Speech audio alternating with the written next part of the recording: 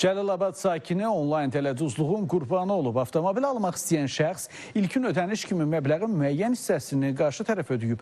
Bir qədər sonra isə aldanıldığını öyrənib. Daha ətraflı əməkdaşımız Yaqub Mehdoğlu'nun sujetindən məlumat alacağıq.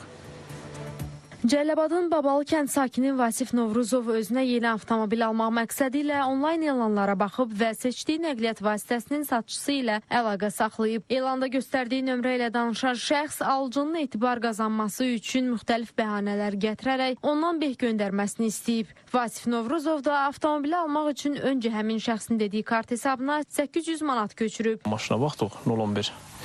Fikirləşdik ki, ucuz maşındır, işimizə yarayar. Götürdüm, bunu əlaqə yaratdım. 59 yaşım var, Ağsaqal kişiyəmlə. Kartına 520 manat attım karta, sonra zəng elədim ki, notariusa daveniş ver, mən gəlirəm, yuvanmasın. 80 dat, bunun cəriməsini ödəyib, bir dəfəlik daveniş vereyim. Götürdüm, nəysə, yenə 280 attım buna. Vasif qarşı tərəfə pulu kart vasitəsilə göndərdikdən sonra avtomobili götürmək üçün yola çıxsa da, lakin qarşı tərəfin telefonlarına zəng çatmayıb. Bu nömrəyə müvəqqəti olaraq zəng çatmır.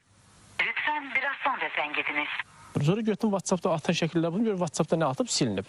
Sililəndə mən bildim ki, məni alladıb, tələduzluq edib. Vasif Novruzov dərhal bununla bağlı Daxili İşlər Nazirliyinin 102 qaynar xəttinə müraciət edib. Daxili İşlər Nazirliyinin mətbuat xidmətinin Lənkəran regional qrupunun baş inspektoru Məhəmməd Rızayev bildirib ki, vətəndaşın müraciəti əsasında Cəlilabad rayon polis şöbəsində araşdırma aparılır. Yaqub Mehdoğlu, Diana Cəlali, Vüqar Qaliboğlu, Spoiz TV, Cəlilabad.